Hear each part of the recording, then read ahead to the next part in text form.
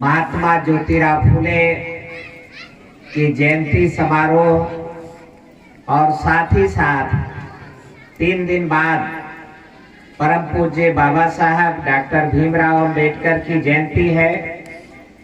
तो उसकी पूर्व संध्या पर पूर्व 3 दिवस पहले हमारे इंजीनियर प्यारेलाल जी ने ये कार्यक्रम आयोजित किया। उनके लिए बहुत बहुत बधाई, उनको बहुत बहुत शाबाशी इस बात के लिए कि इस इलाके में जहां पर आतंक का चारों तरफ बोलबाला रहा है, यही आपके नजदीक तो मजूरी मांगने पर पेशाब पिलाना ये भी घटनाएं हुई हैं। मजूरी मांगने पर हड्डी पसरी भी तोड़ दी जाती रही, जमीन जायदाद भी छीनी गई। तो ऐसे इलाके में तो 1.5 साल पहले बाबा साहब अम्बेडकर की मूर्ति स्थापना की गई। काफी संशय था, हिचकिचाहट थी। हमसे परामर्श किया तो हमने हौसला अफजाई किया कि तमन्ना सच्ची है तो रास्ते मिलते हैं, तमन्ना झूठी है तो बहाने मिलते हैं। दुनिया में जो लायक लोग होते हैं वो रास्ते खोज लेते हैं, दुनिया में जो नालायक होते हैं वो बहाने खोज लेते हैं। निर्भर करता है आपके ऊपर कि आप खोज क्या रहे हैं। अगर आप रास्ते खोज रहे हैं तो आपको रास्ते मिल जाएंगे, और अगर आप बहाने खोज रहे हैं तो आपको सुंदर से सुंदर बहाने मिल जाएंगे। तो निर्भर करता है आपके ऊपर। तो तमाम की झंझावतें, संशय को दूर करते हुए गांव के सहयोग से, पिछड़े वर्गों के सहयोग से बाबा साहब अम्बेडकर की मूर्ति यहाँ स्थापित हो सकी। इंजीनियर प्यारेलाल जी को बहुत बहुत बधाई इसके लिए। और उन्होंने काफी लोगों को, जहाँ तक उनकी पहुंच है, उस पहुंच का उपयोग करके उन्होंने तमाम के नौजवानों को ITI और BTech, पॉलिटेक्निक में तैयारी कराकर, इंजीनियरिंग के लिए तैयारी कराकर पढ़ाई के लिए प्रेरित किया। काफी नौजवानों को उन्होंने पास आउट भी कराने में मदद किया और लगातार वो इस काम में लगे हुए हैं। इसके लिए भी उनको बधाई। मैं आप सभी से माफी चाहूंगा कि आप लोगों के बीच में मैं थोड़ा विलंब से पहुंचा। तो इसमें जो प्रशासन और शासन की सड़क जाम की दुर्व्यवस्था है, तो घाटापुर के पास मैं लगभग 1.5-2 घंटा जाम में ही फंसा रह गया। और जो मुझे यहाँ पर 2 बजे पहुँच जाना था, तो वो मैं 3:30 पौने 4 बजे आपके बीच में पहुँच पाया। उसके लिए आपसे मैं क्षमा प्रार्थी हूँ। पर ये प्रशासन के अव्यवस्थाएं 10 किलो अनाज की आड़ में और सबका टहला दी। तो मेरे भाइयों, आज का दिन 11 अप्रैल, आज से 174 साल से और पहले 11 अप्रैल 1827 को 11 अप्रैल 1827 को तो महात्मा ज्योतिराव फुले का जन्म हुआ। उनके पिताजी गोविंदराव फुले माली जात के हमारे पुरखा थे, और माली जात में छुआछूत का छूट मिली है। छुआछूत का व्यवहार उनके साथ नहीं था। उनके बाग बगीचे थे, और बाग बगीचे के कारण कोई आर्थिक संकट भी उनके सामने बड़ा नहीं था। गरीबी भी उनके घर में नहीं थी, परंतु वो एक ब्राह्मण लड़के से उनकी दोस्ती थी। तो उसके शादी में उसने दोस्ती के नाते निमंत्रित कर दिया। उनकी शादी में वो गए, तो शादी में गए, बराबर से शादी में शामिल हुए, तो वो शादी में बराबर बारात में आगे आगे चलने लगे, तो बारात में भगमंडल मच गया, विद्रोह हो गया, और दुल्हा के ऊपर, और दुल्हा का जो बाप पगड़ैता था, तो उसके ऊपर भारी दबाव आया, बाराती बिगड़े कि हमारा भारी अपमान करा दिया। देखते नहीं हो, सार सूद आगे आगे चला था और हमारा अपमान कह दिए। तो बारात भगमंडल करके लौट के तमाम बाराती जाने लगे। पंचायत बैठी, पंचायत में उन्होंने ये समाज व्यवस्था का जो कानून है, कानून का वास्ता दिया। उन्होंने कहा कि सूद का एक तो बारात में शामिल नहीं हुआ चाहिए, माली को बारात में शामिल नहीं होना चाहिए।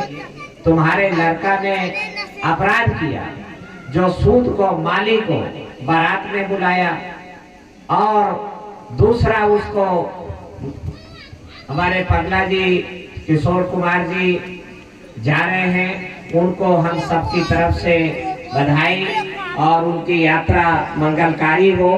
कल गाजीपुर में समय से वो पहुंचे, इसलिए उनको बहुत बहुत बधाई। जय भीम, जय भारत आपको, और बहुत बहुत मंगल यात्रा।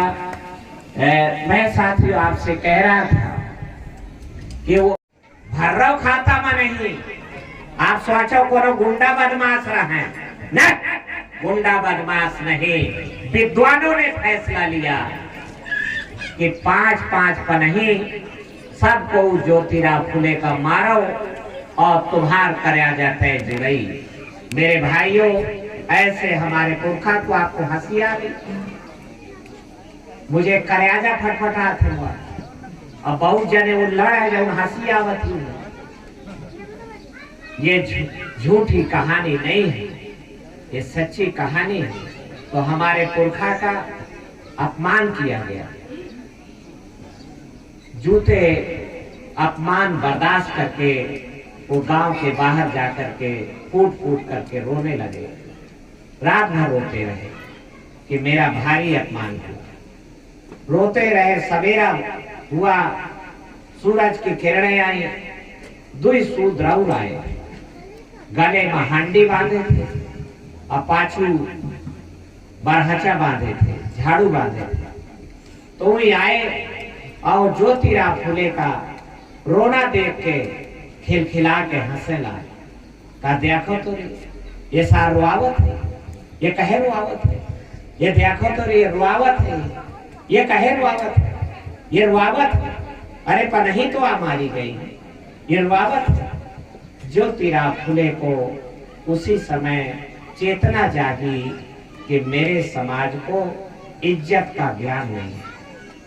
ये सारे राम घूर बने घूम रहे हैं, गले में हांडी बांधे के टिकरी के सिजवाही के बड़े के द्वारे से निकले, तो ये कहूँ गली में न थूक दे, नहीं तो वह थूक के ऊपर बड़े का पांव पर जाई तो बड़े अपवित्र हो जाइए और उन्हें नहाए का पड़ी। इसलिए हाड़ी बांध के चलता था हर आदमी कि हाड़ी में थूक ले आओ और टांगे रहो और लह रहो टांगे, थूक वही में लियात रहो।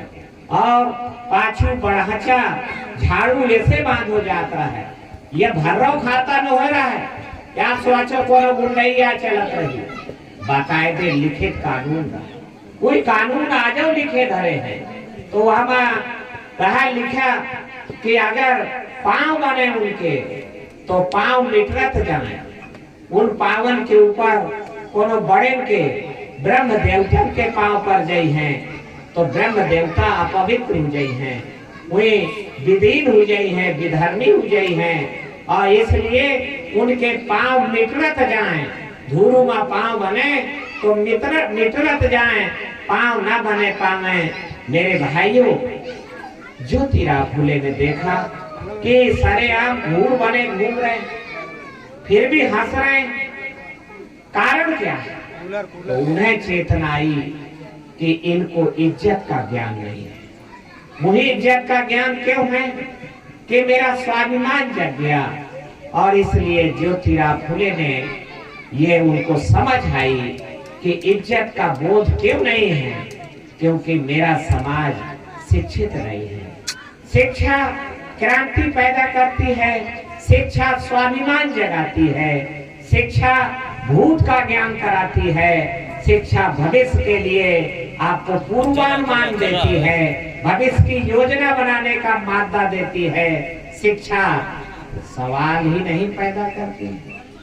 बहुत लोग नए उड़े हैं ये बात कि शिक्षा सवाल पैदा करती है, शिक्षा सवाल खड़ा करती है। नहीं, शिक्षा समाधान देती है, शिक्षा जवाब देती है। आपकी दृष्टि क्या है? आप सवाल खड़े करना चाहते हैं तो आपको लगेगा कि शिक्षा सवाल खड़े करती है, और अगर आप समाधान खोज रहे हैं, आप अगर जवाब खोज रहे हैं, तो आपको लगेगा कि शिक्षा सवाल ही नहीं, शिक्षा जवाब भी देती है, शिक्षा जवाब भी सुझाती है, समाधान सुझाती है। तो हमें केवल सवाल नहीं चाहिए, हमें आज नौजवान को समाधान चाहिए, हमारे नौजवान को जवाब भी चाहिए कि हमारी समस्या का जवाब क्या है। इसलिए मेरे भाई, महात्मा ज्योतिराव फुले ने ये तय किया कि जब तक मैं अपने समाज को इज्जत का बोध नहीं करा दूंगा, शिक्षा की ज्योति नहीं जगा दूंगा, तब तक मैं चैन से नहीं बैठूंगा। तो उन्होंने अंग्रेजों का राज था, तो अंग्रेजों से पढ़ाई हासिल की। राम का राज हुआ तो शंभू की नाई लेवड़ी काट दी जा। जैसे शंभू की यादव रहा है, जंगल में रह के तपस्या करे, वेद पढ़े, स्कूल खोले रहा है, तो बड़े का ब्रह्म देवतन का पता चलो कि शंभू यादव वो जो है जंगल में स्कूल खोले हैं, सेवा का काम छोड़ देने से, तो वही रचना रच डाले, रचना रच के और राम के राजा के हैं लिवार लगाए कि हे राम, तुम्हारे राज में अधर्म हुई रहा है। कहा का अधर्म हुई रहा है? कहा अधर्म यह हुई रहा है कि सेवा का काम छोड़ दिया, वर्ण धर्म का उल्लंघन हो गया, वर्ण व्यवस्था का, जात व्यवस्था का उल्लंघन हो गया, और ये छोड़ दे तो पढ़े का काम लेगी शूद्र लोग, तो मोर लड़का मर गया, मोर लड़का का जगह बनाई। तो कभी ये नहीं हुआ है कि ब्राह्मण को अल्पायु में पुत्र वियोग हो जाए। मेरा लड़का बाप के जिंदा रहते मर गया, तो यह लाशी मैं न्याय मांगे आया, न्याय कर राजा मोरे सामने वो साथ है। तो राम सब पका गए, पहिया का नावत समस्या आके खड़ी हुई के वो के पढ़े से भला कोनो लड़का मर जाये। वशिष्ठ मुनि आ गए, नारद मुनि आ गए, नारायण नारायण नारायण। कहा नहीं राजा राम, ये ठीक कह रहा है ब्राह्मण देवता। हमने भी ऐसी कहानियां समाचार सुने, सूत्रों ने वर्ण धर्म का उल्लंघन कर दिया है। कुम्हार का घर बनाओ बंद करे लाग, क्यावट जो है मछली पालक बंद करे लाग, नाव ख्यावट बंद कर दी है, कोरी कपड़ा नहीं बुनाते आए, धोबी कपड़ा नहीं धोवाते आए, काची फल सब्जी नहीं ले आते आए। तो इसलिए जब इन्होंने सेवा का काम छोड़ दिया, चमार मजूरी नहीं करे, गोबर नहीं उठावे, चक्की नहीं पीसे, तो इसलिए ये लड़का मर गया। सेवा का काम छोड़ दिया और वेद पढ़ने पढ़ाने का काम हाथ से ले लिया, इसलिए ब्राह्मण का लड़का मर गया है। ये ब्राह्मण देवता ठीक कह रहा है राजा राम। तो राजा राम पूछे कि आखिर समाधान का है? तो वशिष्ठ मुनि बताए कि अगर वह पापी का ख्वाजा जाए, जब वर्ण धर्म का उल्लंघन कर दिया और वही शास्त्र सम्मत कानून के अनुसार सजा दी जाए, तो ये लड़का जिंदा हो जाए।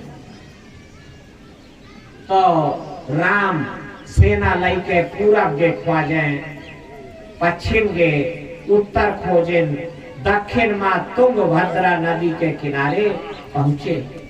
तो वहां पर सबू का आश्रम था, रमणीक रहा और बड़ा मनोहर रहा। कोई दीक्षा देते रहा, पढ़ावत रहा। राम प्रभावित हो। राम ने कहा ऐसा महान ज्ञान मैंने पहले कभी नहीं सुना। ऋषिवर मुनिवर आपका परिचय क्या? तो शंभू हमारी तुम्हारी तरह डेरपोकना नहीं रहूंगा। नहीं, हम बता दे कि मैं अहिरवार हूं, बता दे कि मैं अहिर न हूं, मैं यादव हूं, मैं काछी नहीं, मैं कुशवाहा हूं। तो डेरपोकना रहा ना। महान वीर सपूत शंभू ने कहा कि राजा राम मैं शूद्र कुल में पैदा हुआ। राम ने कहा मुझे भरोसा नहीं हुआ, तुम झूठ बोल रहे हो। शूद्र वंश में ऐसा महान ज्ञानी नहीं पैदा हो सकता। इतना महान ज्ञान कैसे पढ़ लिया तुमने? तो शंभू ने कहा कि नहीं राजा राम, मैं सच बोल रहा हूं और मैं शूद्र कुल में पैदा हुआ और मैं शंभूक नाम है मेरा। तो ब्रह्म देवता बगल में ठार रहा है राजा। कहा राजा राम आप विलंब किस बात का? यही वो महान पापी जिसने ब्राह्मण पुत्र मर गया, इसके कारण इसको सजा दीजिए। राम ने म्यान से तलवार निकाली और हमारे पुरखा के लेवड़ी काट दिया। बोलिए सियावर राम। जय तो बुलाते हैं। तो 1848 में राम का राज नहीं था, अंग्रेज राज आ गया। अंग्रेज राज के कारण महात्मा ज्योतिराव फुले पढ़ गए और राम का राज हो तो लेवड़ी काट दी जाए।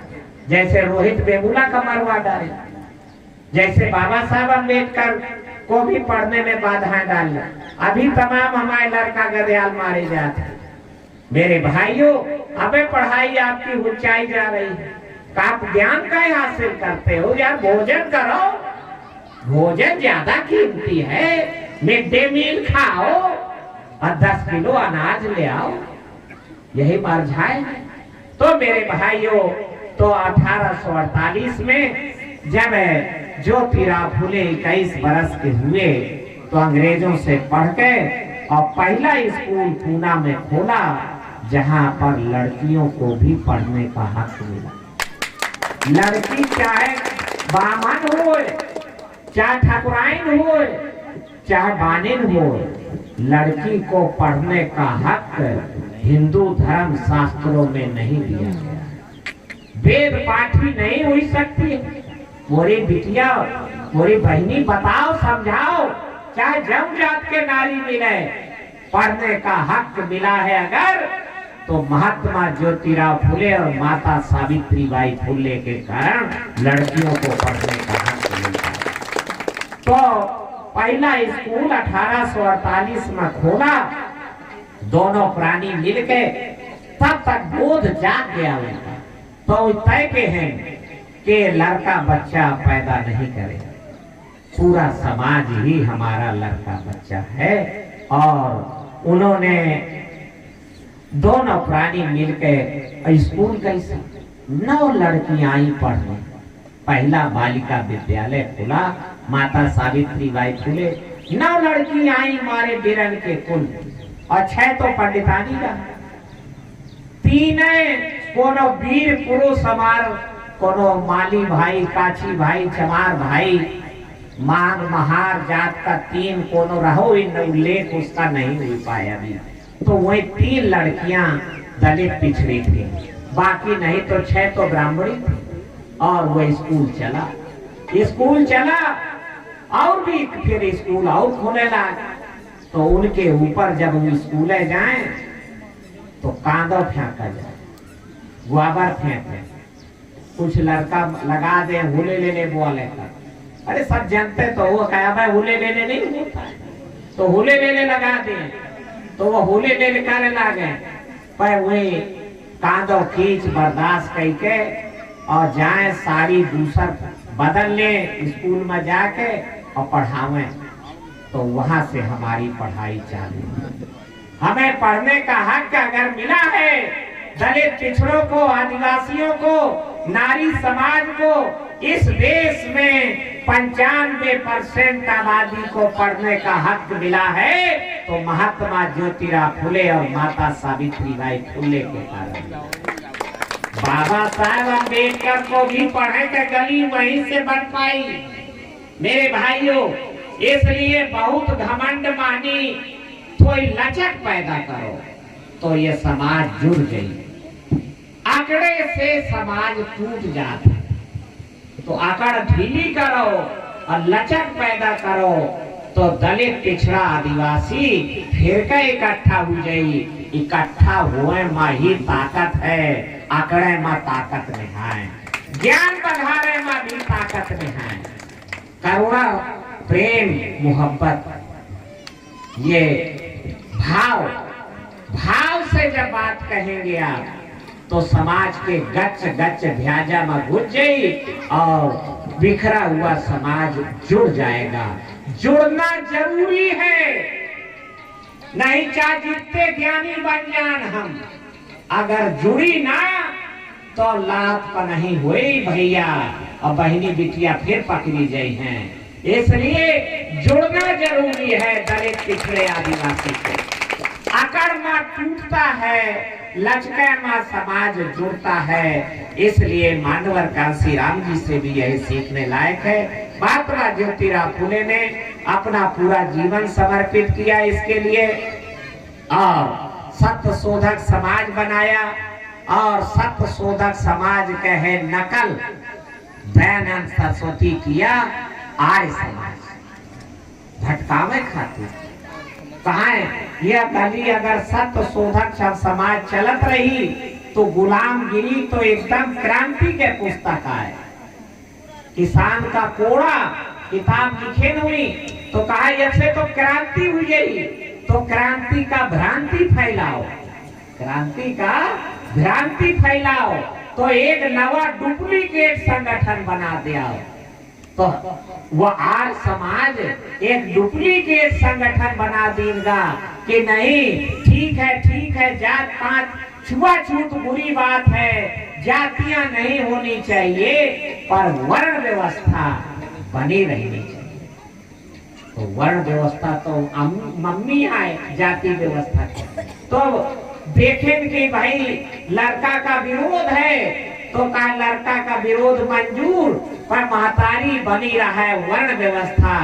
मेरे भाइयों, हमारे दुख का कारण इस देश की वर्ण व्यवस्था है, इस देश की समाज व्यवस्था जो ऊर्ध्वाधर खड़ी है। ऐसे ऊपर ब्राह्मण है, फिर ठाकुर है, फिर बनिया है, फिर कायस्थ का कोई डिग्री नहीं है, पर कायस्थ का भी हुई बनिया नहीं माने, वैश्य नहीं माने, कायस्थ को भी वो छत्री नहीं माने, और ब्राह्मण का तो कायस्थ सोचता नहीं है। कोई कायस्थ को आप बात करें तो नहीं कहेगा कि मैं ब्राह्मण वर्ण में आता हूँ, कोई बेचारे सोचते नहीं है। पर वो कह रहे नहीं छत्री नहीं है कायस्थ और वैश्य भी नहीं है, तो फिर क्या है? तो शूद्र है। पर कांसी राम जी विलक्षण आदमी, कोई को का नहीं कहें कि मंजूर करो कि तुम शूद्र हो। यदुवन का नहीं कहें, काछीन का नहीं कहें, कुर्मीन का नहीं कहें, कुम्हारन का नहीं कहें, गड़रियन का नहीं कहें कि मंजूर करो कि तुम शूद्र हो। कांसी राम जी बड़े सरल है। अच्छा तुम क्षत्रिय हो? कहा हम क्षत्रिय हैं, पंडित जी बताओ नहीं। तो कहा क्षत्रिय हो? कहा तो कहा ठीक मंजूर, छत्री हो तो राजपाट की बात, छत्री का तो भाई राजपाट होना चाहिए। तो लोकतंत्र हुई रहा है, पर राजपाट का तो अता पता नहीं है। तो ब्राह्मण के साथ है रही हो तो छत्री का है हो, पर मोरे साथ है आओ तो मैं तुम्हें राजा बना दूं। लाला यही यहाँ कहा क्यों बोलो क्यों कि शूद्र हूँ। अब ऊंचा नहीं चढ़ा है पहाड़ में, तो भी काहे उतरी है? आए क्यों आई बताओ? वो पहाड़ में चढ़ाए हैं उन्हें तो उतारी है, अजी का उतारी हुई नहीं से उन्हें खराब लगी, झगड़ा टून हो गई है। तो कांसीराम जी ने बीच का रास्ता निकाला। मेरी बात किसी को बुरा लगे तो मैं माफी पहले चाहता, पर कांसीराम जी के साथ रहा तो उन्होंने कहा कि भाई आप यादव जी क्षत्रिय हो कहाँ? तो कहा ठीक मंजूर। पटेल साहब क्षत्रिय हो कहाँ?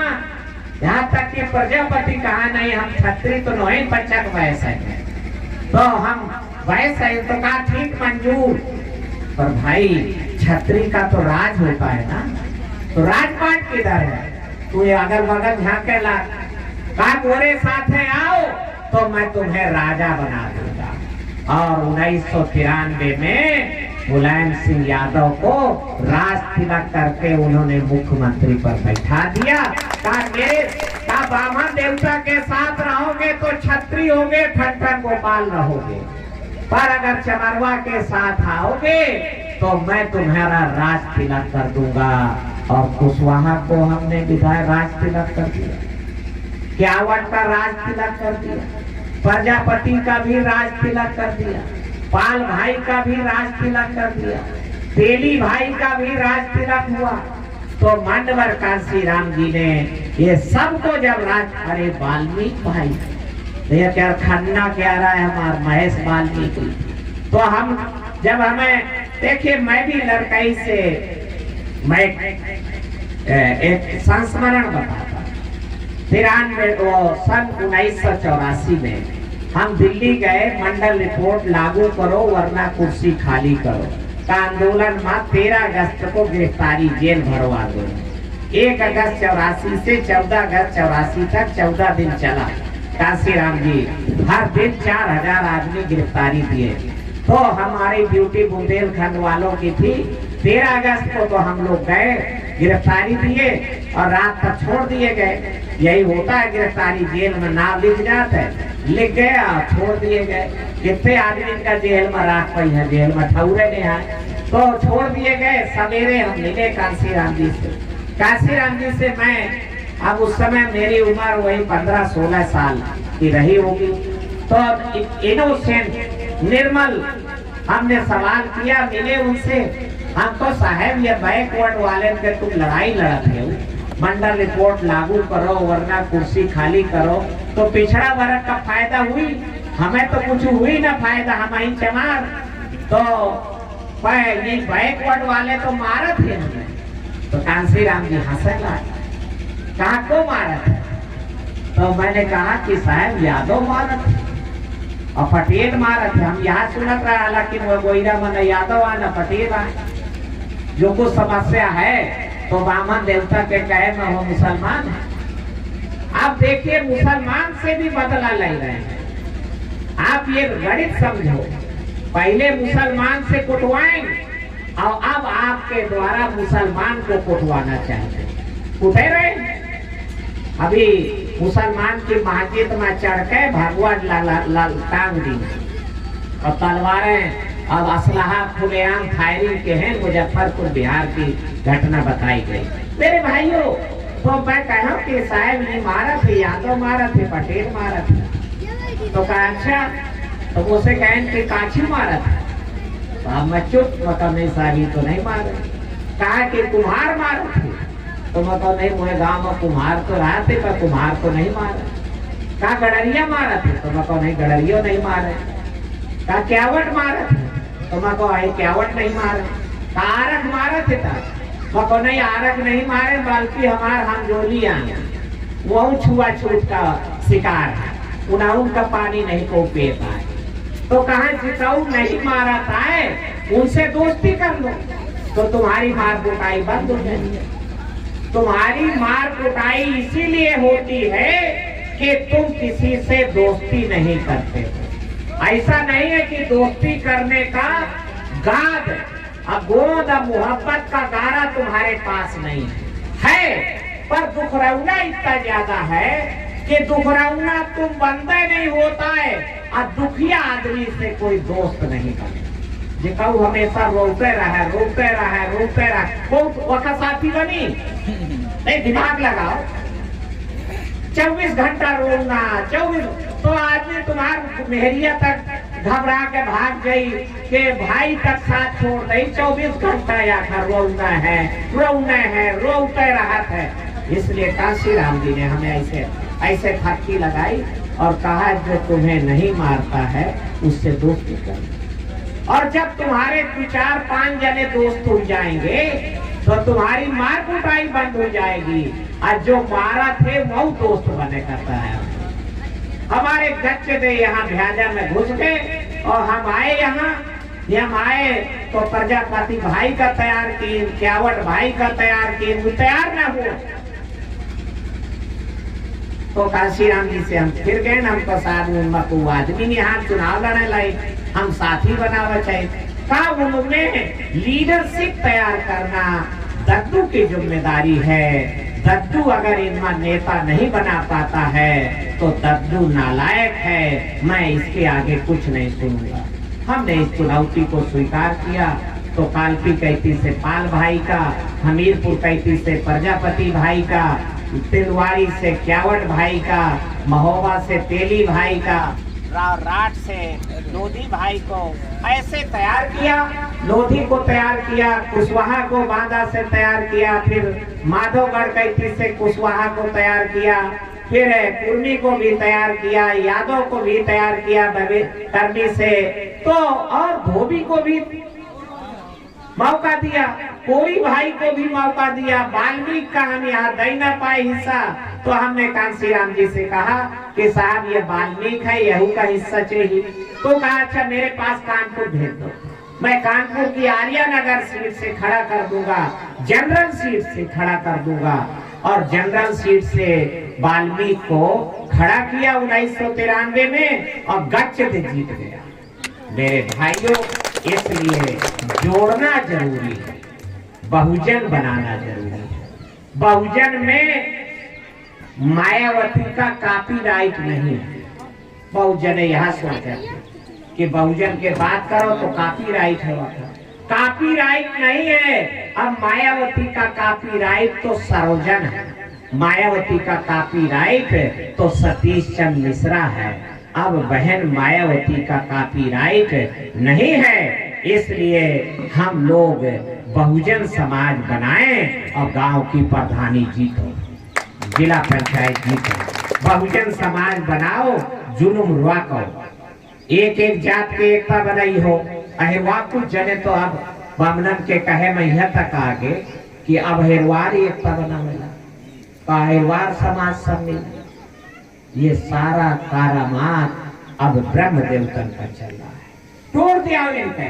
कुछ दिना में बन जाए अहिरवार समाज पार्टी, कुछ दिना में बन जाए कुशवाहा समाज पार्टी, बनेंगे दुठैया है, राजभर समाज पार्टी, निषाद समाज पार्टी, फिर इन सब की बन जाएंगी तो राज को करेगा मोहन भागवत का चेला करेगा।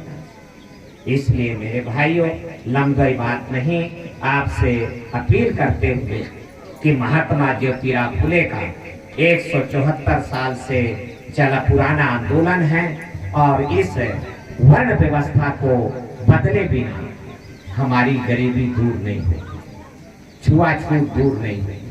बुंदेलखंड में हमें आज भी हमारा वाल्मीकि भाई हैंडपंप में पानी नहीं भर पाता है। इसलिए मेरे भाइयों, मेरे अपने रिश्तेदारों, मेरे चमार भाइयों, तुम्हें प्रधानी जीतना है तो वाल्मीकि की लड़ाई लड़ना चालू करो और हैंडपंप में पानी की लड़ाई चमार लड़ने लगेगा तो मुझे भरोसा है कि आप प्रधान, आप जिला पंचायत जाति तोड़ो समाज जोड़ो, जाति तोड़ो नशा छोड़ो, जाति तोड़ो नशा छोड़ो। नशा आपको कमजोर करता है। मैं पहले भी आपको बता चुका हूँ कि शराब बेचने वाले माला माल हुए रहे हैं और शराब पिए वाले कंगाल हुए रहे हैं, बदहाल हुए रहे हैं, हलाहल पी रहे हैं, मौतें हुई रही हैं। इसलिए आपके सामने है मानवर कांशीराम जी का मिशन, हमें पुनर्जीवित करना है, उन्हीं के तरीके से पुनर्जीवित करना है। कांशीराम जी का मिशन अगर पुनर्जीवित करना है तो एक सूत्र आपसे कहता हूं।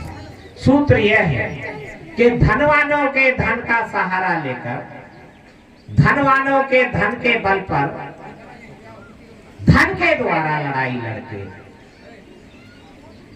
फिर दोहराता, धनवानों के धन का सहारा लेकर, धन के बल पर और धनवानों को जंगे मैदान में परास्त करके जो भी आप सत्ता हासिल करेंगे, चाहे प्रधानी की हो, चाहे जिला पंचायत की हो, चाहे मुख्यमंत्री की हो, चाहे प्रधानमंत्री की हो, धन के द्वारा लड़के और धनवानों को परास्त करके और धनवानों की मदद लेके जो भी आप सत्ता हासिल करेंगे तो धनवान का हित करेंगे या निर्धन का कल्याण करेंगे?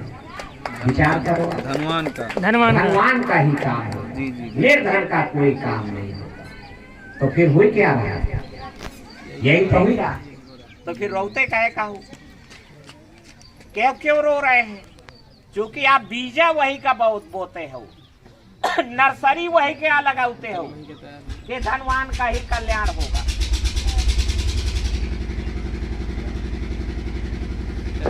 आप नर्सरी पौधा वही के यहाँ लगाते हो कि धनवान का ही काम होगा। अब प्रधानी का चुनाव होता है, धन के बल पर होता है और धनवान को परास्त किया जाता है, तो धनवान कम धन वाला हार जाता है और ज्यादा धन वाला जीत जाता है। तो जब ज्यादा धन वाला जीत जाएगा, धन से चुनाव होगा, नोट से हो रहा है, तो फिर नोट वालों का ही तो काम होगा, वोट वालों का क्या होगा? वोट वाले का पोस्टर दिखा दिए थे 5 साल और कहा थे कि हम तुम्हें दायित्व तो दी रहा है 20-20 रुपया, अरे चलो बढ़ गया रेट तो 200 पहुंचा दे रहा है, अब तुम हमार कहे खपरी चटते हो, जाओ होगा तुम्हारा कोनो पोकट में वोट देने को। मेरे भाइयों, इसलिए मानवर कांशीराम जी का मकसद निर्धन का कल्याण करना, निर्धन का हित करना, इसलिए उन्होंने ये रास्ता छोड़ दिया। ये रास्ते ये गली में गए ही नहीं, जबकि यह गली बनी रहा 1940 से कि धन से ही चुनाव होगा। मैं करबी से 2 बजे चलता साइकिल से और 6 बजे गम दे मैं बांदा में आके मीटिंग करता, 4-5 घंटा में मैं आ जाता। तो रास्ते में मुझे कांग्रेसी लोग मिलते थे, उन्हें मैं अखबार देता था, मेरी चिन्हा जानी थी, तो रोक ले वही 3 गाँव में, साइकिल से चलते हो, कांशीराम गाड़ी नहीं दे सके 4 पहिया, ऐसा कहे पर ऐसे कहूँ पार्टी चलती है, साइकिल से पार्टी चलती है कहूँ। आज मैं अभी 1.5 साल पहले मैं मोटरसाइकिल यात्रा निकालने की प्लानिंग में, तो ये लड़का बोले ये सब तो हम साइकिल नहीं चलाएंगे, मोटरसाइकिल से हो जाए। मेरे भाइयों, तुम्हें अगर तुम्हार सब चौपट कई दिन रहे, मैं चिल्लात रहा 10 साल से, पर समझ में नहीं आई, पर आज जब चौपट हुईगा बगार तो आप समझ में आई है। आप फिर अगर बनाना चाहते हैं तो कांशीराम जी के गली पकड़ के बनेगा और नहीं तो नहीं बनेगा। कांशीराम जी के गली पकड़े पड़ी तय फिर का मोही कराजा बूटी से भरोसा है कि कांशीराम जी की गली में मेरे ये नौजवान चलेंगे तो ये पक्का बन जाएगा। हमारी तो चली चला की बेला हो गई, हम बुढ़ापे की तरफ लगातार जा रहे हैं, पर कांशीराम जी की गली पकड़ के आप पुनः मुख्यमंत्री के प्रधानमंत्री की कुर्सी तक की यात्रा कर सकते हैं। राजपाट हाथ में, इसलिए मानवर कांशीराम जी ने निर्धन के हित के लिए, लोक कल्याण के लिए नया सूत्र दिया, नया रास्ता बनाया। बना बनाया नहीं, बना बनाया तो रास्ता साधन बांधने वाला था, मोटरसाइकिल वाला था, 4 पहिया की गाड़ी वाला था। तो वो लोग वही 3 गाँव हैं, पर मैं हमारे बशीर भाई पक्के हितुआ और हमेशा ईमानदारी की लड़ाई लड़े। पर वो जब मैं यहाँ से चल के टूटही साइकिल लेके रात के चुनाव में जा रहा था तो मौदहा में छेक लेंगे और कहा इतनी दोपहरिया में कहाँ जा रहे हो, लुहार लाग जाई, मार जाई हो। तो मैं रुका, मुझे ठंडा पिया, नींद चलत रहा उस समय। खैर दयाल के वही बैग वाले के यहाँ बैठाए, घड़ी भर गिलमाए और मैं फिर साइकिल तान दी। मैं कल रात इलाके को तैयार किया, कांसीराम जी का आर्डर है। तो मैं चला तो उन्होंने भलभल रोका कि नहीं, पर मैं आपसे कहना चाहता हूँ कांसीराम जी ने सूत्र दिया कि निर्धनों के छोटे छोटे साधन का सहारा लेकर, निर्धन तो निर्धन के लोगों ने कहा निर्धन के साधन है तो आने हैं, और कौन सा साधन? तो कांसीराम जी ने कहा साधन नहीं है पर जीव तो है। तो हमने कहा हाँ जीव तो है।